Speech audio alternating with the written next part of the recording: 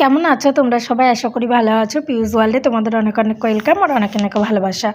তো আজকে আরেকটা ভিডিও নিয়ে চলে এসেছি। এই ভিডিওটা অনেক আগেকার ভিডিও, যেটা এখন আমি আপলোড করছি। এটা হচ্ছে জগদ্ধাত্রী পুজোর ভিডিও। তো এতদিন আর সময় পাইনি। জগদ্ধাত্রী পুজোয় বেরিয়েছিলাম কয়েক ঘন্টার জন্য আর কি। মেয়েকে নিয়ে বেশিক্ষণ তো ঘোরা যায় না, দিনে দিনেই বেরিয়েছি, সন্ধ্যায় সন্ধ্যায় ফিরে এসেছি। তো কী কী ঠাকুর দেখলাম তোমাদেরকে দেখাবো, আশা করি ভালো লাগবে। এটা তো দেখতেই পারলে, ফার্স্টে এই ঠাকুরটা দেখেছি। আর এই যে আকাশে এত মানে পাখি উড়ছে, সে যে সামনাসামনি দেখে কি ভালো লাগছে কি বলবো। তাই একটু তোমাদেরকেও দেখালাম। আর তারপরে দেখলাম এই ঠাকুরটা, এই যে লাইটটা যখন অন করলো না, কি ভালো লাগলো বলো। এটা সম্ভবত পুরোটাই না বেতের তৈরি। এটা হচ্ছে এর ভেতরের এই যে প্রতিমা, আর এটা সম্ভবত দেখে মনে হচ্ছে বেত দিয়ে তৈরি। আমার সঠিক মনে নেই, যেহেতু অনেক আগের ভিডিও। তারপরে হচ্ছে এই ঠাকুরটা সমস্ত ঠাকুরের প্যান্ডেলে দাঁড়ায়নি, রাস্তা দিয়ে যেটুকু দেখতে পেরেছি যে প্যান্ডেলগুলো ওপেন, সেগুলোতে আর ঢুকিনি। আর তাছাড়া যেহেতু আমরা অশোকনগর গেছিলাম, ওখানে তো প্রচুর পুজো হয়, দেখতে দেখতে অনেকটা ভিড় হয়ে যাবে, আবার নো এন্ট্রি হয়ে গেলে প্রবলেম হয়ে যাবে।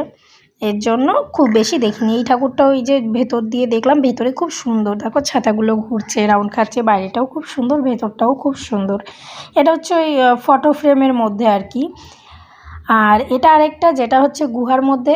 এখনই কেমন ভয় ভয় লাগছিলো এখানে ঢুকে আমার। আর জানি না যখন মডেলরা আসবে তখন না জানি, আমি তো ভয়ে একদম কান্নাই করে দিতাম, প্রচণ্ড ভয় লাগে ভূতের। তো প্রথমে এটাকে দেখে আমরা খুবই ভয় পেয়ে গেছিলাম। এই যে এগুলো সব মূর্তি রাখা, আর এর থেকেও বেশি ওই পাশে আছে এই যে হচ্ছে এটা ঠাকুরের মূর্তিটা এখানকার। আর এই যে এগুলোকে দেখে পুরো মনে হচ্ছিলো যেন জ্যান্ত কোনো মানুষ বসে আছে মডেল হয়ে। আর কিন্তু পরে দেখলাম এগুলোও মূর্তি। এগুলো দেখেই হচ্ছে ভয় লাগছিল, মেয়েও ভয় পাচ্ছিল। তো যাই হোক, তারপরে এই যে একটা রাম মন্দিরের আদলে এই প্যান্ডেলটা তৈরি হয়েছে। এটা তো ভেতরে ঢুকিনি, যেহেতু বাইরে দিয়ে দেখতেই পাচ্ছি, ভেতরে আর তেমন কিছুই নেই, শুধু মায়ের মূর্তিটাই আছে।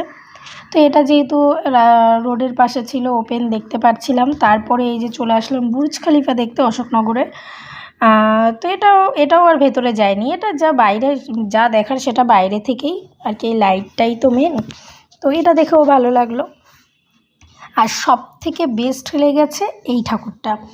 এটা কি কয়াডাঙ্গা, সম্ভবত হ্যাঁ, কয়াডাঙ্গা দেশবন্ধু ক্লাব। তো এই ঠাকুরটা ভীষণই ভালো লেগেছে। ভেতরটা পুরো গ্রাম্য পরিবেশের আদলে তৈরি, খুব খুব খুব সুন্দর। আর এই যে জোনাকি পোকাগুলো, ধানের মধ্যে যে জোনাকি পোকা হচ্ছে, এইগুলো মানে আমার বাড়িতে এগুলো হয়, আমার বাপের বাড়িতে রাত্রেবেলায়। আর ওটা হচ্ছে মায়ের প্রতিমা ছিল। আর এই যে বাজার, গ্রামের যে হাট যেভাবে আর কি বাজার ঘাট হয়, এই যে সবজি বাজার, মাছ বাজার, তারপরে এখানে আছে বেতের তৈরি কিছু জিনিস, এই যে মাছ ধরার জাল, এই যে মাটির জিনিস, ভালো লাগলো যেগুলো দেখলাম, খুবই ভালো লাগলো। আর এটা একটা ওপেন প্যান্ডেল ছিল, এটাও কিন্তু খুব ভালো লেগেছে। এটা লাইটিংটা একদম ওপেনলি ছিল, এটাও আর ভেতরে ঢুকিনি, এই ঠাকুরটাও ভেতরে ঢুকিনি, বাইরে থেকেই দেখে এসেছি। তারপরে এবার আমরা বাড়ি ফিরবো।